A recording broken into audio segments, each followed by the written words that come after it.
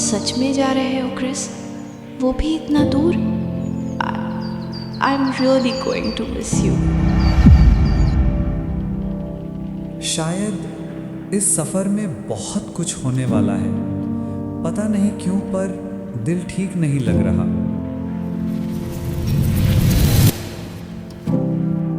Antarctica जाने का आदेश मिलते ही क्रिस ने बिना देर किए शहर छोड़ दिया। भारत का प्रसिद्ध वैज्ञानिक क्रिस, जो खतरनाक से खतरनाक एक्सपीडिशंस के लिए जाना जाता था।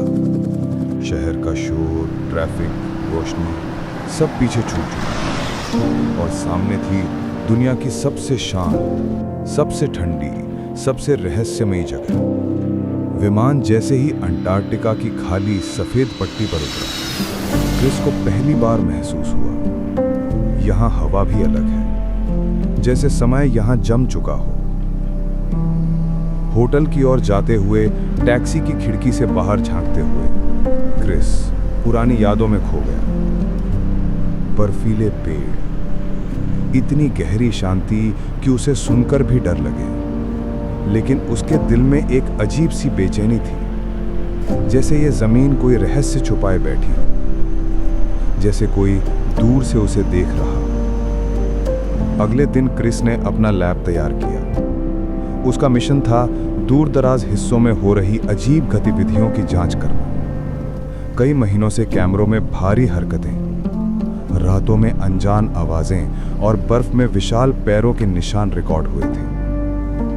पहले कुछ दिन सिर्फ बर्फ, सिर्फ हवा और अनंत खामोशी। रातें इतनी लंबी, इतनी अंधेरी कि लगता था जैसे सूरज हमेशा के लिए डूब चुका है। एक रात क्रिस फोन पर बात कर रहा था। वो अचानक रुक गया। उसे महसूस हुआ कोई उसे देख रहा है। कैंप की दीवारों के बाहर किसी साए की मौजूदगी। उसने खुद को समझाया, थकान है, बस भ्रम है, लेकिन दिल धड़कता ही रहा। सुबह जब वो सेंसर और कैमरों का डेटा देख रहा था, उसकी आंखें फैल गईं। एक छाया इतनी बड़ी कि उसके आसपास की बर्फ भी हल्की हिलने लगी। उस रात क्रिस सो नहीं पाया। अगले दिन वो फुटप्रिंट्स वाली जगह पहुंचा। बर्फ में खड़े होकर उसने डरते हुए माप देखे। ये किसी इंसान के नहीं थे, यहां किसी अज्ञात प्राणी ने कदम रखा था। तीसरी रात ठंडी हवा में अचानक एक गहरी दहाड़ गूंजी। ना इंसानी, ना किसी जानवर की। ये किसी ऐसी चीज की थी जिसका नाम इंसान ने कभी नहीं सुना। डर के मारे क्रिस ने बाहर झांका और दूर बर्फ में एक विशाल बालों से ढका इंसानी आकार, स्थिर, खामोश, लेकिन उसकी निगाहें सीधे क्रिस पर। क्रिस ने तुरंत दरवाजा बंद किया, बैग उठाया और पीछे वाले गेट से भागने लगा। बर्फ में उठते भारी कदमों की आवाजें जाहिर कर रही थी कि वो प्राणी उसका पीछा कर रहा है। क्रिस कार तक पहुंचा, इंजन स्टार्ट किया। कुछ देर तक कदमों की आवाजें आती रहीं, फिर अचानक सब शांत, बाहर कोई नहीं था। अगले दिन उसने फैसला किया कि सुबह होते ही अंटार्कटिका छोड़ देगा, लेकिन किस्मत को कुछ और मंजूर था। जंगलनुमा रास्ते में उसकी कार अचानक बंद हो गई। न नेटवर्क, न मदद, और फिर वही दहाड़, इस बार और भी तेज। डर के मारे क्रिस जंगल में उतर गया। थककर वो एक जमी हुई झील के पास बैठ गया, ठंड और आंसुओं में कांपता हुआ। तभी पेड़ों के पीछे वही आकृति कुछ पलों तक दिखाई दी और फिर गायब।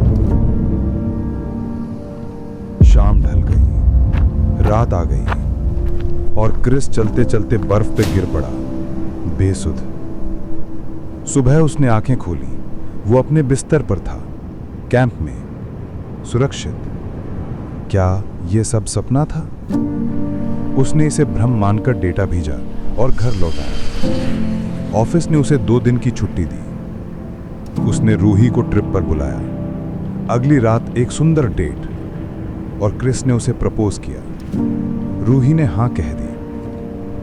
शाम को होटल लौटते वक्त रास्ते में एक पेड़ गिरा मिला। दोनों कार से उतरे। अचानक पीछे से एक चीख। उन्होंने मुड़कर देखा, वही विशाल प्राणी। रूही चिल्लाई, क्रिस, वो क्या है? मुझे डर लग रहा है।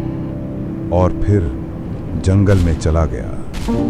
पलटने ही थे कि क्रिस को बर्फ पर एक पुरानी फोटो मिली। 1967 डॉक्टर अस्तारो द्वारा ली गई, जिसमें यटी जैसे प्राणियों की पूरी फैमिली थी। आज भी क्रिस कभी कभी वही सपना देखता है और उसके मन में एक सवाल अब भी जिंदा है। क्या वो सच में सपना था या वो प्राणी आज भी बर्फ के बीच हमें देखते हैं? क्या येटी वास्तव में मौजूद हैं? और अगर हैं तो वो हमला क्यों नहीं करते?